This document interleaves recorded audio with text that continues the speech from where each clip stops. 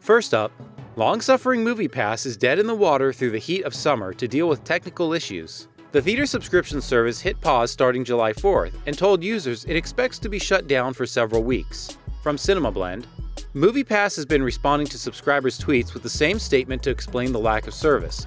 According to MoviePass, subscribers will not be charged during the shutdown, and they will automatically be credited for the number of affected days once the service continues. MoviePass is also not accepting new subscribers during the shutdown. MoviePass's temporary shutdown announcement also mentioned using the time to recapitalize in order to facilitate a seamless transition and improve subscriber experience once the service continues. That recapitalization sounds like a hint to more money problems.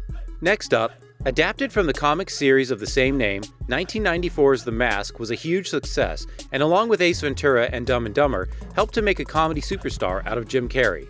From JoBlo.com, Mike Richardson, one of the creators behind the comic book character, recently spoke about the possibility of the franchise making a return to the big screen.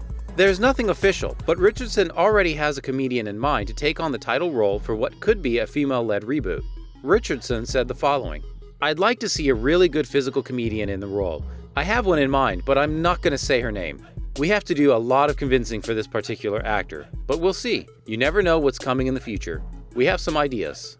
Next up, Warner Media cable network Adult Swim has set the linear television premiere date for mecha anime series Genlock. From Variety, the show from Warner Media's Rooster Teeth will debut on Adult Swim's anime block Toonami on Saturday, August 3rd. Starring Michael B. Jordan, Genlock is set 50 years in the future, where an oppressive authoritarian force threatens to conquer the world. A daring team is recruited to pilot a new form of weaponized neuroscience that powers devastating mecha, but they must be willing to sacrifice everything to save the world. In addition to Jordan, the show features the voices of actors Dakota Fanning, Maisie Williams, Asia Kate Dillon, and David Tennant.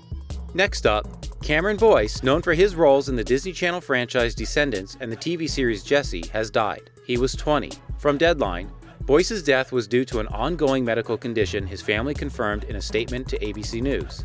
A spokesperson for the family said the following: "It is with a profoundly heavy heart that we report with this morning we lost Cameron. He passed away in his sleep due to a seizure which was a result of an ongoing medical condition for which he was being treated. The world is now undoubtedly without one of the brightest lights, but his spirit will live on through the kindness and compassion of all who knew and loved him." Boyce was best known for his leading role as Carlos in Disney's Descendants franchise, and wrap production on Descendants 3, which is set to premiere in August. He was also set to appear as a series regular opposite Kathryn Hahn in HBO's Mrs. Fletcher, and was due to appear in the American Satan TV spin-off Paradise City, about rock stars navigating the music industry. He also was set for a starring role in the indie film Runt. Boyce's breakout role came as one of the leads, Luke Ross, in Disney Channel's Jessie, on which he starred for 4 seasons.